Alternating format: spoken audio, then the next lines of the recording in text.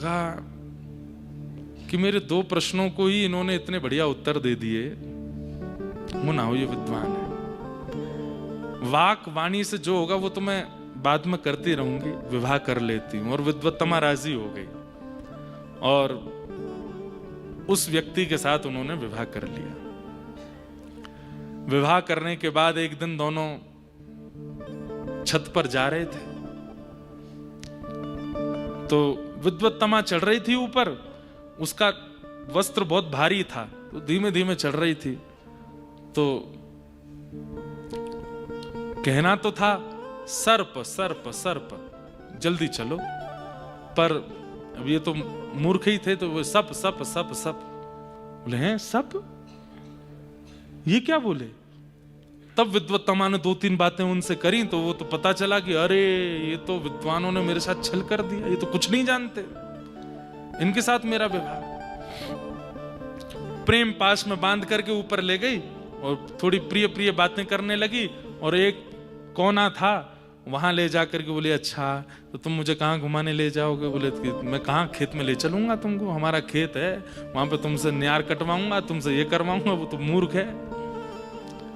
अच्छा, बात करते करते किनारे छत पर ले गए और वहां से धक्का दे दिया। जैसे ही नीचे गिरे तो नीचे काली का मंदिर था। आकर के गिरे तो जीव का अग्रभाग थोड़ा सा दांत के आगे आया और वो कट गया, मुख से रक्त निकलने लगा। एक जीव को अपने सामने ऐसे पड़ा देख और रक्त रंजित देख मां काली स्वयं को रोक नहीं पाई। सहसोच्चाट देवी भद्रकाली प्रकट हो गई और प्रकट होकर के बोली, वरदान मांगो, क्या चाहिए? तो कहना तो चाहते थे कि विद्वत्तमा ने मुझको घेरा, विद्वत्तमा, लेकिन जीव कटी होने के कारण विद्वत्तमा स्पष्ट ना निकल करके विद्या दे मां प्रकट हुआ। काली ने हस्त फेर दिया और पूरे विश्व को कालिदास प्राप्त हो गया। वही कालिदास बने। कालिदास कैसे बने? खरवत पाद ताड़िता, जैसे ऐल बने। इसमें आप लोग अर्थ में ये मत लगा लीजिएगा कि जब पत्नी ताड़ना करे तो ही बनेंगे हम कुछ, ऐसा अर्थ नहीं है। यहां पर पत्नी या स्त्री से हमारा संकेत नहीं है, ठाकुर जी का भी संकेत नहीं है। ठाकुर जी संकेत कर रहे हैं विषय का। बोले जब विषय आपको, आप विषय के पीछे भाग रहे हो, आप भोग के पीछे भाग रहे हो और वो भोग अपना असली रूप दिखा करके आपको ताड़ित करेगा तो ही जीवन में वैराग्य आएगा, या फिर दूसरा सत्संग से आएगा। खरवत पाद ताड़िता। अब तो महाराज वो कालिदास बन गए।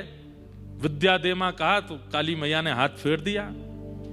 अब तो काली मैया ने ऐसा वात्सल्य प्रकट किया, बोले जिस ग्रंथ पर तुम हाथ रख दोगे वो ग्रंथ का पूरा आस्वादन तुमको, नाम सुन लोगे किसी ग्रंथ का, उस ग्रंथ का नाम सुनते तुम्हें पता चल जाएगा इस ग्रंथ में क्या है और सब तुमको याद हो जाएगा। अब तो महाराज धड़ाधड़ संस्कृत में ही बोलने लगे। ऊपर से विद्वत्तमा देख रही, बोले अभी तो ये अशुद्ध बोल रहे थे, अभी संस्कृत कैसे बोलने लगे? दौड़ करके नीचे आई, आत्मग्लानि होने लगी, चरण पकड़ लिए, बोले मेरे साथ ही रहिए, आप तो मेरे से गलती हो गई, मेरे साथ ही रहो। बोले तूने मुझे ताड़ा, अब मैं भी तुझे छोड़ता हूं, जा। और कालिदास निकल गए। वेदांतों का ऐसा ज्ञान हो गया, कहीं भी जाते कहीं भी बैठते वही उसी स्थिति के अनुसार श्लोक बना करके तुरंत बोल देते। एक राजा की सभा में पहुंचे, सबसे पहली ख्याति कालिदास की यहां से हुई। एक राजा की सभा में पहुंचे, राजा का राज्याभिषेक हो रहा था तो बड़े बड़े विद्वानों को तो आसन पर बैठाया गया, सामान्य लोग खड़े थे। तो कालिदास जी बोले हमको भी आसन पर बैठाओ। बोले आप कोई विद्वान थोड़े ही हो। बोले कि विद्वत्ता कैसे साबित होगी हमारी? बोले स्थिति अनुरूप श्लोक बना करके, छंद बना के राजा को सुनाओ। अभिषेक हो रहा है, राजा सिंहासन पर बैठे हैं, सुंदर संत जन बैठे हैं, आदि आदि ये सब चल रहा है, इसका तुम अच्छा श्लोक बना करके सुनाओ, राजा को अच्छा लगेगा तो तुमको आसन देंगे। इतने में ही क्या हुआ, राजा के राज्याभिषेक के लिए रानी ही प्रथम कलश लेकर के आ रही थी स्वर्ण का, और वो स्वर्ण का कलश लेकर के जब रानी आ रही तो क्या हुआ, उसके हाथ से कलश छूट गया और वो कलश छूट करके नीचे गिरा। बस इसी छवि का दर्शन करके कालिदास जी ने बना दिया श्लोक। राज्याभिषेके मद्विद्याय हस्ताच्युतो हेम घटो युता सोपान मार्गे प्रकारति शब्दम टम टम टम टम टम टम टम टम। राजा के कान खड़े हुए, कौन बोला? तब कालिदास खड़े हो गए, बोले मैंने बोला। बोले तुमने कितनी बार टम बोला? बोले 11 बार कलश गिरा था, उसकी टम टम 11 बार हुई, तो इसमें 11 ही शब्द हैं। कालिदास जी को हृदय से लगाया और उनसे दीक्षा ले ली, उनको गुरु बनाया। तब से फिर कालिदास का प्रकाश हो गया। कहने का अभिप्राय, या तो विषय का त्याग गुरु आश्रय करा सकता है, या विषय का त्याग विषय ही दुत्कार करके अपने असली रूप को दिखा के करा सकता है। आज एल की जो स्थिति बनी, वो स्थिति ये कि अहो में मोह विस्तार काम कश्मल चेतस दिव्याग्रहीत कंठस्य नायु खंडाय में स्मृता। अरे मेरे मन, तू इतना काम में हो गया, किस काम में होने के कारण तू ये भूल गया कि तू एक छत्र सम्राट है, तू एक अत्यंत सुंदर चंद्रवंश का प्रथम राजा है। तेरे ऊपर कितना दायित्व है, कि तेरे ऊपर कितने जीवन पलते हैं, इन सबको भूल करके तू एक स्त्री के आदी हो गया। और उस स्त्री ने क्या किया? आज तुझे छोड़ करके चली गई, आज तुझे दुत्कार करके चली गई। अरे मन, तूने ये मेरे जीवन में ऐसी स्थिति आने क्यों दी? अपने मन को कोसते हुए वही एल गीत गाने लगे, और एल गीत गाते गाते कहने लगे, अरे उर्वशी, तुम मेरी गुरु हो। क्यों?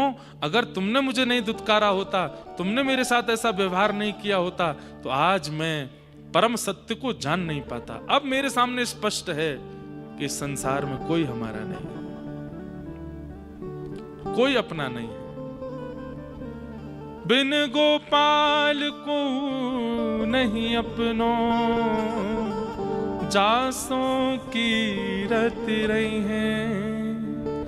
मन पंछी उड़ जाई है जादन, मन पंछी उड़ जाई है। सूरदास जी का ये पद बहुत सत्य बताता है। मन पंछी उड़ जाई है जादन, मन पंछी उड़ जाई है। गाइए, मन पंछी उड़ जाई है जादन, मन पंछी उड़ जाई है।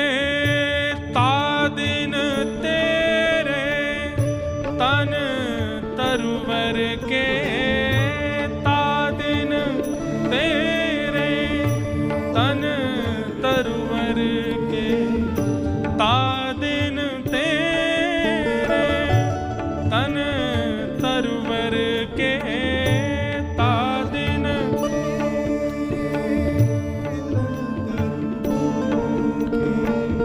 सब ही पात झड़ गई है, सब ही पात झड़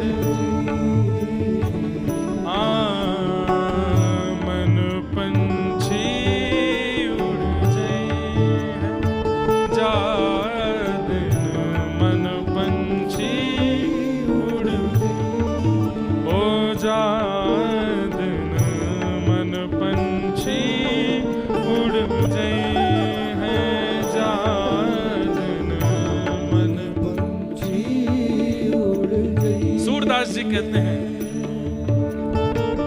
जा प्रियतम सो प्रीत घनेरी, जा प्रियतम सो प्रीत घनेरी,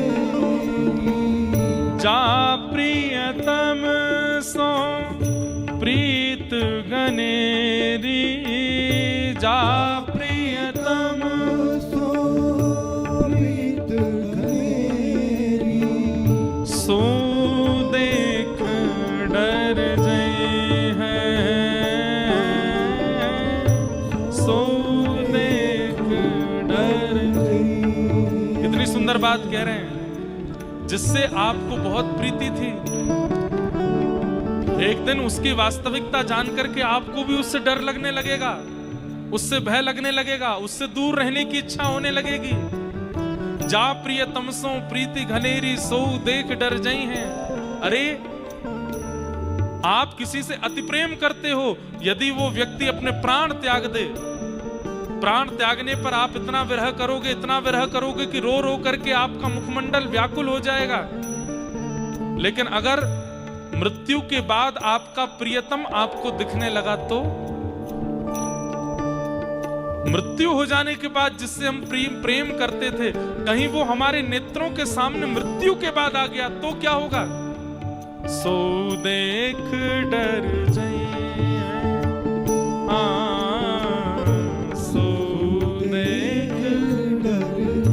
अरे एक बात लिख लीजिएगा कहीं, प्रेम किसको कहते हैं?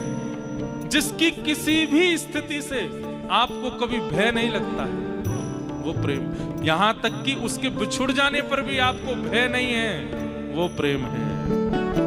आप डरते नहीं हैं, आप भयभीत नहीं होते, आप व्याकुल नहीं होते। इच्छा तो सबकी होती है कि जो मेरा है वो सदा मेरा रहे, मुझसे कभी दूर ना जाए। पर कदाचित यदि वो दूर हो गया तो मैं जी नहीं पाऊंगा, मैं व्याकुल हो जाऊंगा, मेरी स्थिति ऐसी हो जाएगी। ये प्रेम का स्वरूप नहीं। ठाकुर जी व्रत छोड़ करके मथुरा चले गए, मथुरा से द्वारिका चले गए। 125 वर्ष तक ठाकुर जी लौट करके नहीं आए। 115 वर्ष तक ठाकुर जी लौट करके नहीं आए वृंदावन। लेकिन क्या व्रज की गोपियों का प्रेम टूट गया? नहीं, तब भी वही प्रेम करती है।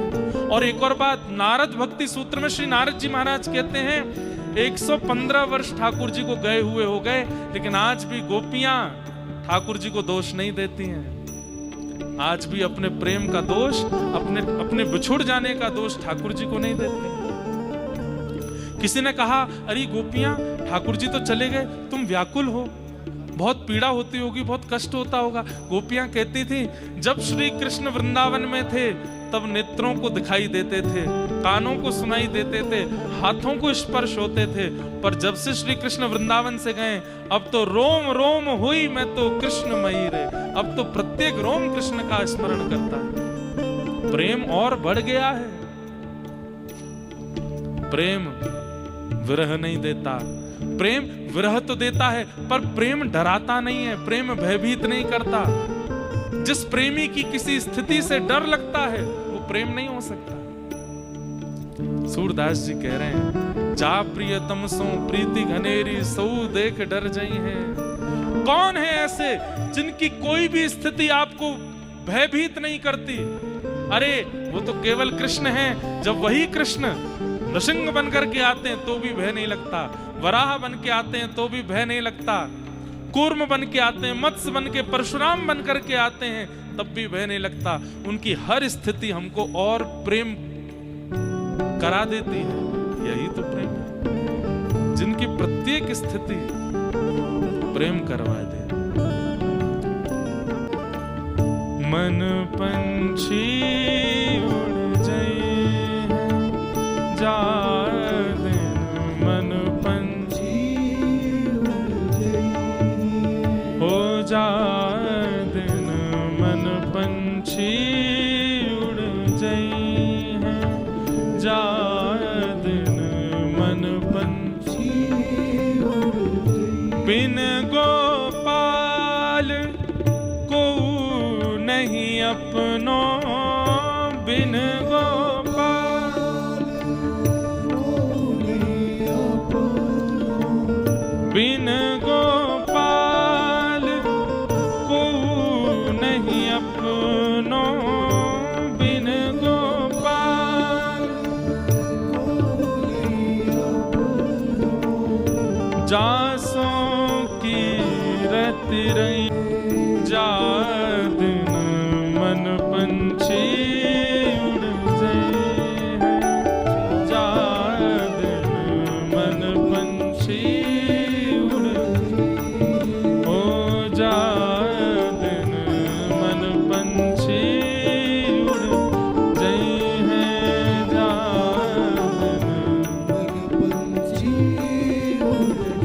मन पंछी उड़ गए हैं, जा दिन मन पंछी उड़ गए।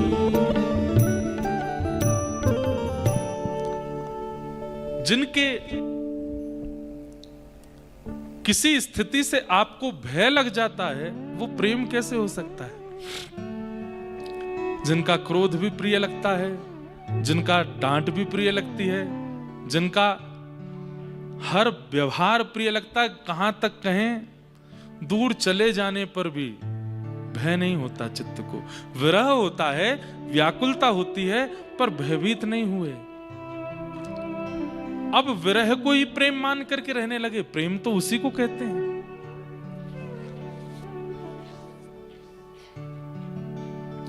जैसा व्रज के लोगों का है, लेकिन जिसका बिछुड़ जाना व्याकुल कर देता है, जिसका बिछुड़ जाना पागल सा कर देता है, जिसका बिछुड़ जाना ऐसी स्थिति में ला देता है कि बस अब प्राण त्यागने हैं और कुछ नहीं, और कहीं ना कहीं भयभीत कर देता है। हाथ पांव जोड़ रहे हैं, चरणों में गिर रहे हैं, रो रहे हैं कि बस तुम जाओ ना। ये भय प्रेम में नहीं आता है। प्रेम में भय नहीं आता है। भय तो आसक्ति में आता है। जहां आसक्ति होती है वहीं भय उत्पन्न होता है, प्रेम में नहीं। बंधुओं, प्रेम क्या है? चतुर्विध पुरुषार्थ हैं हमारे यहां, धर्म अर्थ काम और मोक्ष। उनमें पंचम पुरुषार्थ प्रेम है। श्रीमद् भागवत की रचना इसी बद्रिकाश्रम में वेदव्यास जी महाराज ने जब अनेक वेद वेदांत पुराणों की रचना कर दी, तब श्री नारद जी महाराज आते हैं और नारद जी महाराज आकर के कहते हैं, व्यास जी क्यों दुखी हो? बोले मैंने सब कुछ लिख दिया, लेकिन मेरे मन में एक भय है। कैसा भय? पता नहीं मेरी द्वारा की गई रचनाओं से मानव का कल्याण हो पाएगा कि नहीं। नारद जी बोले, भय उत्पन्न हो गया है तो इसका मतलब है कि इससे कल्याण नहीं होगा। अरे कोई ऐसी रचना जिस रचना के करने के बाद में चित्त में संतुष्टि आवे। बंधुओं, प्रेम कैसा होता है? समीप था तो अच्छा, दूर गए तो भय नहीं लगा, बल्कि संतुष्टि ऐसी हुई कि जितने दिन हमारे समीप थे उतने दिन हमने अपना पूर्ण प्रेम प्रदान किया। संतुष्टि है। चलो अब वो वहां सुखी हैं तो हमको उसमें सुख है। ये संतोष प्रेम में प्रकट होता है, भय नहीं। नारद जी बोले, व्यास जी अगर आपकी रचना आपको भयभीत कर रही है कि इससे कल्याण होगा कि नहीं, तो इससे निश्चित कल्याण नहीं होगा। कुछ दिन लोग इसको अध्ययन करके पढ़ करके आनंदित होंगे, लेकिन उससे कल्याण नहीं कर पाएंगे, क्योंकि रचनाकार के चित्त में भय उत्पन्न हो रहा है। ऐसी कोई रचना करो जिससे संतोष उत्पन्न हो, संतुष्टि उत्पन्न हो। और संतुष्टि उत्पन्न तभी होगी जब आप अपनी रचना में प्रेम का पुट लगाएंगे। धर्म अर्थ काम मोक्ष चतुर्विध पुरुषार्थ से युक्त आपने अनेक ग्रंथ लिखे हैं। अब एक ऐसे ग्रंथ का निर्माण करो जिसमें ना धर्म है, ना अर्थ है, ना काम है, ना मोक्ष है, केवल प्रेम है। केवल प्रेम। ज्ञान बताइए, धर्म बताइए, अर्थ बताइए, मोक्ष बताइए, पर लौट करके प्रेम पर आ जाइए। ऐसे ग्रंथ का निर्माण कीजिए, आपको संतुष्टि होगी। और तब वेदव्यास जी महाराज ने यहीं ब्रह्म नद्याम सरस्वत्याम, सरस्वती नदी के तट पर, ब्रह्म नदी के तट पर बैठ करके ऐसे ग्रंथ की रचना की जिस ग्रंथ का सार फल केवल प्रेम निकल करके आता है। ना धर्म, ना अर्थ, ना काम, ना मोक्ष, केवल प्रेम। और अब की बार जब रचना की तब श्रीमद् भागवत का निर्माण हुआ। और भागवत जी लिखने के बाद में वेद व्यास जी महाराज की कैसी संतुष्टि, तुरंत उतर करके आश्रम से नीचे आए और अपनी कलम जिससे उन्होंने सारे ग्रंथ लिखे उसको सरस्वती गंगा जी के संगम में बहा दिया। बोले अब इसके बाद कुछ लिखना श्रेष्ठ नहीं रह गया, मैंने सब कुछ लिख दिया, अब जो मैंने लिखा है इससे मानव का कल्याण निश्चित होगा। कोई पढ़े ना पढ़े मुझे चिंता नहीं है, पर मुझे अपनी रचना से बहुत संतुष्टि है कि मैंने कुछ लिखा। वही है श्रीमद् भागवत। इसलिए वेद अनेक हैं, पुराण अनेक हैं, महापुराण अनेक हैं, पर श्रीमद् भागवत के लिए स्वयं बद्री विशाल भगवान कहते हैं ये ग्रंथ नहीं, किताब नहीं, पोथी नहीं, मैं हूं, मेरा ही स्वरूप है। प्रत्येक अक्षर में मेरे रोम विद्यमान है। क्यों? प्रेम से ओतप्रोत है। प्रेम की अनेक परिभाषाएं हैं बंधुओं, उनमें से एक परिभाषा यह भी है कि प्रेम भय को प्रकट नहीं करता, प्रेम निर्भीक बनाता है, भयभीत नहीं करता। और भले ही उसमें वियोग का ही क्यों ना पुट लग रहा हो, प्रेमी का दूर जाना ही क्यों ना हो, उसमें भी भय नहीं होता। व्याकुलता होती है, विरह होता है, पर भय नहीं। संतुष्टि रहेगी हमेशा चित्त में, वो प्रेम है। आज ऐल कह रहे हैं कि मैंने एक विषयासक्त होकर के एक व्यक्ति का संग किया और आज प्रतिफल में, प्रत्युत्तर में मुझे जो भय प्राप्त हुआ, इस भय ने आकर के ये स्पष्ट कर दिया ये प्रेम नहीं था, ये केवल आसक्ति थी। प्रेम। बंधुओं, श्रीमद् भागवत श्रवण और श्रीमद् भागवत का फलादेश केवल प्रेम है।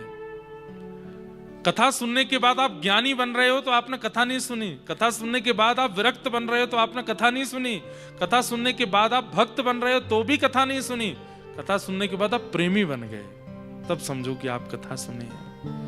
गोस्वामी तुलसीदास जी प्रेमी हैं, सूरदास जी प्रेमी हैं, मीराबाई प्रेमी हैं, नारद जी प्रेमी हैं, ये सब प्रेम के अधीन है।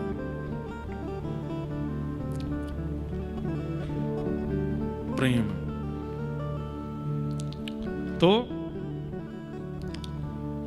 इस प्रकार ऐल कहते हैं कि कभी कभी विषय में पढ़ना भी आवश्यक है। क्यों?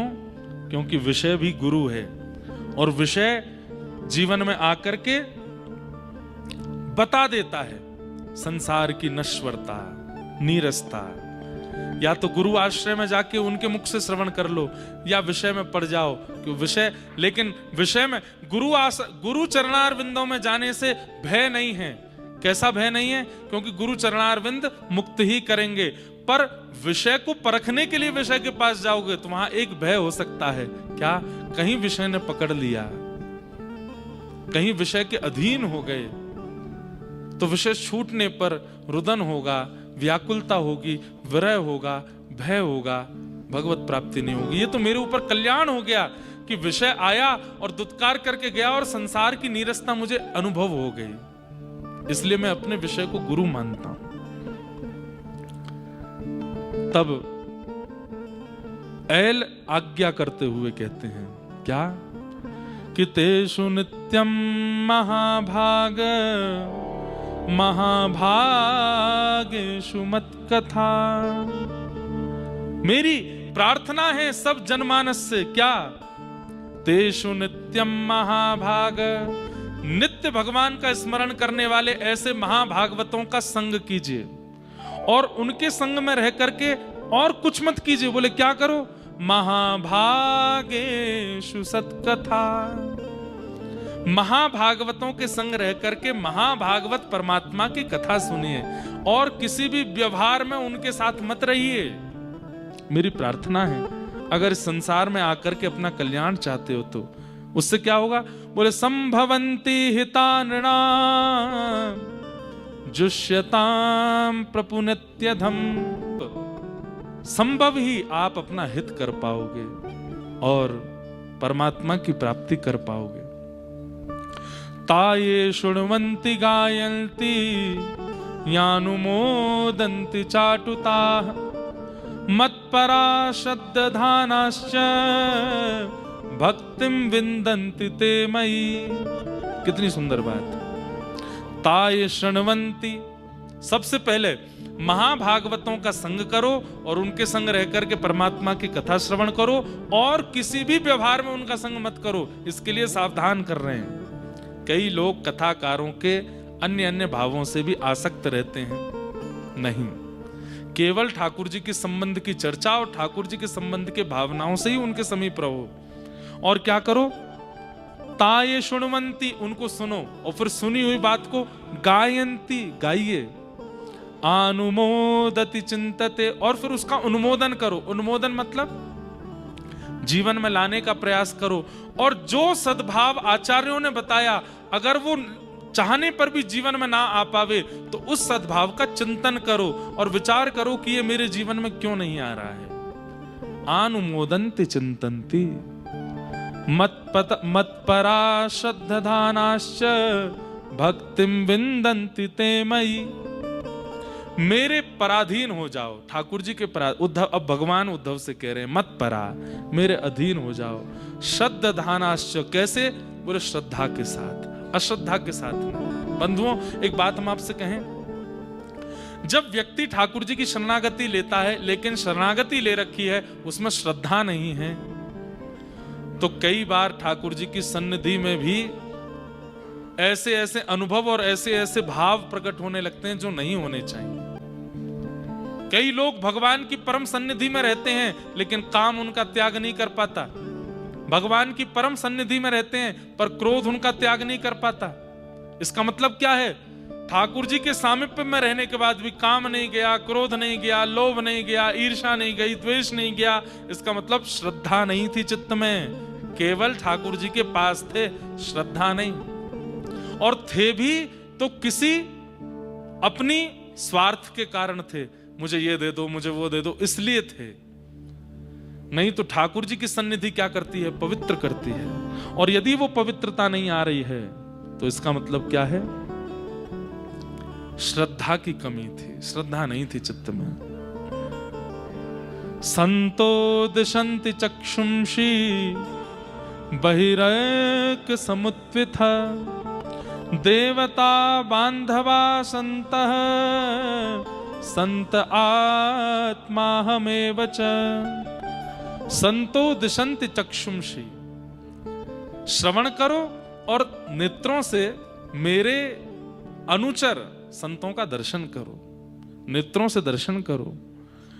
बहिर अर्क समत्विथ, संतों के दर्शन से क्या होगा?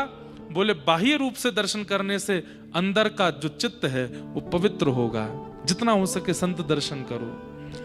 देवता बांधवा संत संत आत्मा हमेव च। देवता हैं, संत हैं, देव हैं, आदि आदि सब हैं, परंतु इनमें जो मेरा गुणानुवाद कहने वाले संत महापुरुष हैं ये सब मेरी आत्मा है, इनका संग करो। यही संसार के नीरसता और संसार के जड़त्व में तुम्हारे सहायक बनेंगे। एक व्यक्ति ने अपने गुरु से आज्ञा की कि हे गुरुदेव, मुझे आज्ञा दो, मुझे क्या करना चाहिए, मुझे कोई नियम बताओ। तो गुरुदेव के मन में कोई और बात उस समय नहीं आई, उन्होंने सीधे आज्ञा दे दी, तुम नित्य पक्षियों को दाना डाला करो। अब व्यक्ति सुनकर के बोला ये कोई नियम तो नहीं है, आप मुझे नाम जप का नियम देते, गंगा स्नान का नियम देते, ठाकुर जी की सेवा का नियम देते और कोई पाठ का नियम देते, ये कैसा नियम दिया है कि पक्षियों को दाना डालो। गुरुदेव बोले अब जो नियम मन में आया मैंने बोल दिया, अब तुम जानो, करना हो तो करो। उस व्यक्ति ने कहा कि गुरु आज्ञा में इतनी सामर्थ्य है, सब जगह बोलते हैं, करके दिखता हूं ठाकुर जी मिलेंगे कि नहीं। नित्य पक्षियों को दाना डालने लगा। एक दिन, 2 दिन, 1 महीना, 10 महीना, 1 वर्ष, 2 वर्ष, 4 वर्ष, 5 वर्ष बीतते चले गए। नित्य बेनागा होकर के पक्षियों को दाना डालता था। पहले 50 पक्षी आते थे, फिर 100 होने लगे, 150 होने लगे, 1000 होने लगे, 10,000 होने लगे, अब तो लाखों की तादाद तक पक्षी पहुंचने लगे। एक दिन श्री वृंदावन में प्रिया जी ठाकुर जी से कहती हैं कि नित्य विहार को समय है गयो है, मेरो मन है कि आज यमुना जी में हंस विहार को दर्शन करूं, हंस विहार करें। तो वृंदावन नित्य हमको जैसा दिखता है, उसके अलावा वृंदावन अंदरूनी रूप से प्रिया प्रियतम की लीला आज भी वहां चलती है। आज भी ठाकुर जी कुछ ना कुछ योजना बनाते हैं। तो ठाकुर जी बोले अब हंस कहां ते बुलाऊं, हंस तो मुंह को मान सरोवर तो बुलवाने पड़ेंगे। बोले बुलवाओ। हंसों को आज्ञा करी, तुरंत वृंदावन आओ, यमुना विहार में श्री जी को दर्शन करना है। हंस, उनको संकेत प्राप्त हुआ, कैलाश मान सरोवर से हंस उड़ करके वृंदावन की ओर जा रहे थे। और तभी वो नीचे देखते हुए जा रहे थे कि एक जगह असंख्य पक्षी दाना चुग रहे हैं। बोले भैया पक्षी तो बहुत देखे, पर इतने पक्षी समाज एक स्थान पर खड़े होकर के और जो है दाना चुग रहे हैं, देखें तो सही क्या है। नीचे आकर के देखा, बोले इतना बड़ा पक्षियों का प्रेमी कौन है। जब पक्षी वहां से गए तो दोनों हंस प्रकट हो गए। उसने प्रणाम किया, बोले कि महाराज आप इतने सुंदर, इतने आकर्षक लग रहे हैं, आप कौन हैं। बोले हम मानसरोवर के हंस हैं। बोले अरे मैंने तो सुना मानसरोवर में उनके दर्शन नहीं होते, आप मेरे घर पर आ गए दर्शन देने। अरे मैंने तो अपने आचार्य के से कहा था कि आप मुझे नियम दीजिए ताकि मुझे भगवत प्राप्ति हो। चलो भगवत प्राप्ति तो नहीं हुई, पर आज हंस दर्शन तो हो गए। हंस बोले तुम पक्षियों को दाना किस भाव से खिलाते हो। बोले कि मेरे आचार्य ने आज्ञा की कि इससे तुमको भगवत दर्शन होंगे। अच्छा, तुम भगवत दर्शन की भावना से गुरु आज्ञा मान के पक्षियों की सेवा करते। बोले जी। हंस प्रसन्न हो गए। बोले तुमने अपने गुरु के प्रति इतनी निष्ठा रखी, इतना भाव रखा। जय हो। हंस दर्शन हो गए। बोलो भद्र विशाल भगवान की।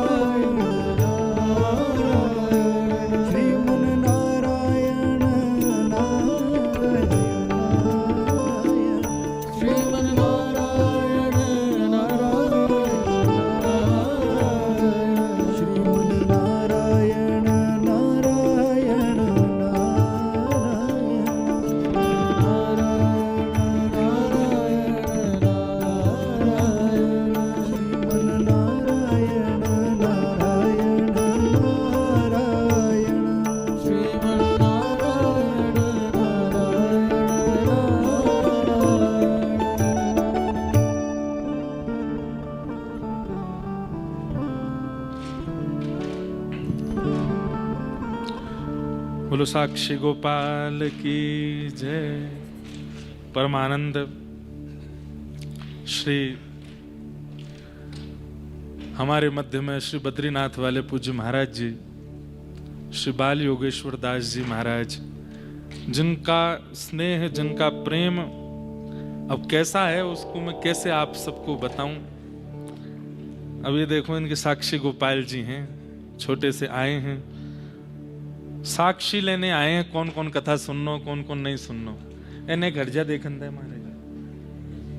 महाराज जी साक्षी ले में आए हैं कौन कौन कथा सुननो है। कितने लोग कथा में आए हैं, कौन कौन श्रवण कर रहे हो कि नहीं। महाराज जी राधा कुंड से पधारे हैं, प्रादुर्भाव दिवस था और कल खूब राधा कुंड को याद कर रहे थे यहाँ सब लोग। और वहीं से पूज्य महाराज जी पधारे हैं।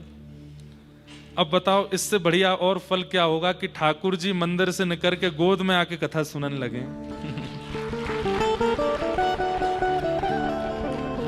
जैसे हमारे गिरधर लाल जी हमारे पास अपने आप आए हैं, वैसे ये साक्षी गोपाल जी भी महाराज जी के पास अपने आप फोन करवा करके जिद करके मोह तो मही रहनो है, महाराज जी के संग ही भ्रमण करनो है, ऐसे गोपाल जी पधारे हैं। अब अंतरंग तो बहुत कुछ बातें हैं, सबका प्रचार मंच से नहीं करेंगे, लेकिन बस महाराज जी के गोद में सदा लाल जी बैठे रहे और ये इतनी जल्दी हमारे दौड़ के आए, इनको लाल जी से मिलना है। गिरधर लाल जी और ये दोनों आज मिलेंगे, खूब आनंद करेंगे। कथा में भी चर्चा हो रही थी कि एक व्यक्ति ने अपने गुरुदेव से पूछा कि ठाकुर जी मुझे कैसे मिलेंगे, तो गुरुदेव ने सहज में कह दिया पक्षियों को दाना पवाओ।